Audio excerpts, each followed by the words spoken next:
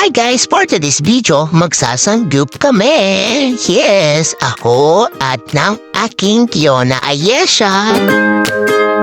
Bali ayan, tinatamad talaga ako lumabas kaso super pilit ng aking sister. So ayan, binagbigyan ko na. So ayan, ang aking Kiona Ayesha ay excited din. At andito na nga kami sa ewan ko San Miguel at Ato. Dito kami duman sa tulay. Shortcut papunta dito. Yes, dito po sa Libertad tayo. Opo, dito po sa iyong sangyupsal. 199 pesos, unlimited na po siya. So ayan, napakasulit. So ito yung kanyang mga landmark yan. Dito lang sa Libertad Barangay Hall, tapat niya, tapos dun sa school. At ito na nga aking Kiona Ayesha. Hahanap na kami ng aming pwesto.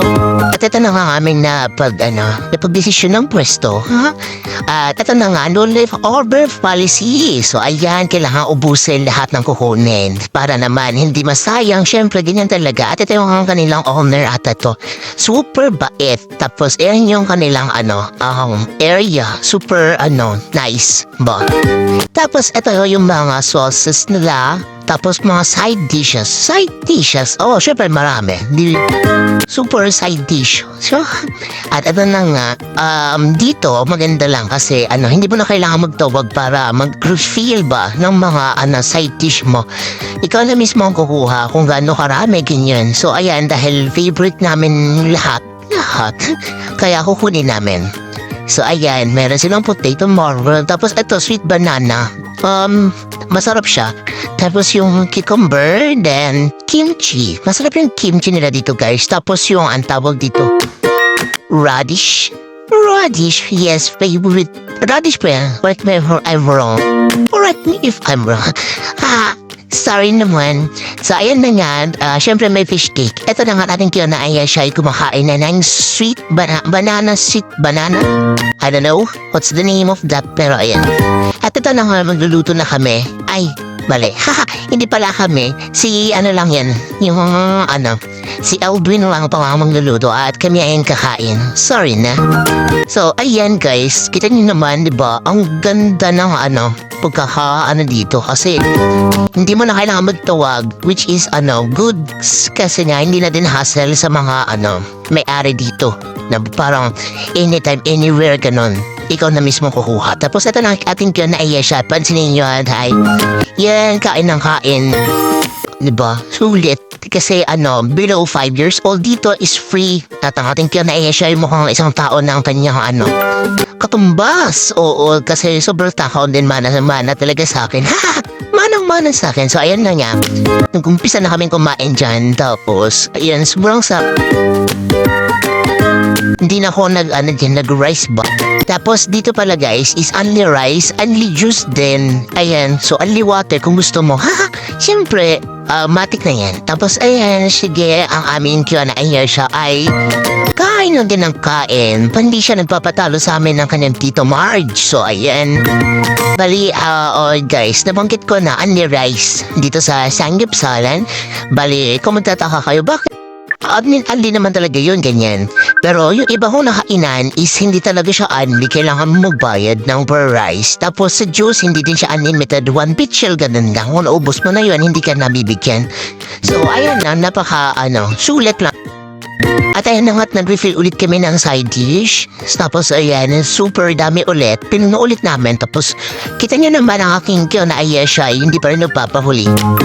Isa din siyang batang falaban. So ayan guys, ito makikita nyo is sobrang takaw ko. wala nang bago dun. Ako yung busog na pinilit pero kumain pa rin. Hindi talaga kumain. Lumamon talaga.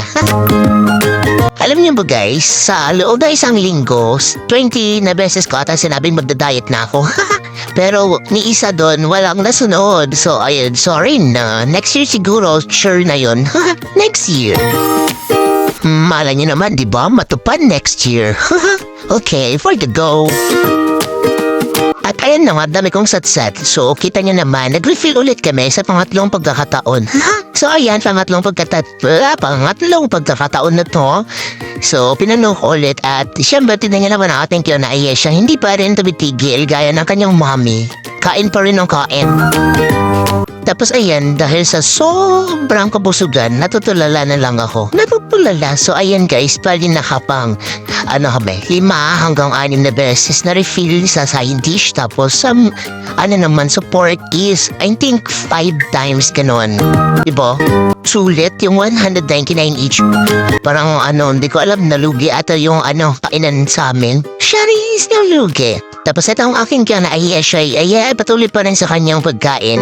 Tatry niya akong lagyan ng sauce. At ewan ko ba, busog na ako. Tapos yung sister ko nagluto pa rin. So ayun, hanggang sa anong oras na, konting oras na lang is makukonsume na namin yung 2 hours. Yes, 2 hours pa dito, unlimited. Kaya naman kung naghahanap ka ng inyong kakainin or magsanggip ba ganyan with your friends or family, eto napaka-recommended dito guys. Dito lang sa Libertad, tapat mismo ng barangay hall nila. Tapos kikita nyo lang yung landmark ng school kinyan. So ayan, yung anak ko ay may hawang pandalawang carnival at ayaw na niyang bitawan. Tigligpit na kami lahat nakapagbayad na para umalis. Sige naman, ready na yung dalawa. Tapos ang aking kaya na ayan, habang lumabas kami, may hawak siya na ayaw niyang bitawan. Kaya pinaalam ko na lang baka kasi mamaya sabi nila i-charge ganyan. Pero hindi naman, sobrang babay talaga dito guys. So ayan, eto na, nagambihan na kami sa aming pag-uwi. So ayun lang for today's video. Salamat sa panonood. Bye-bye! Bye!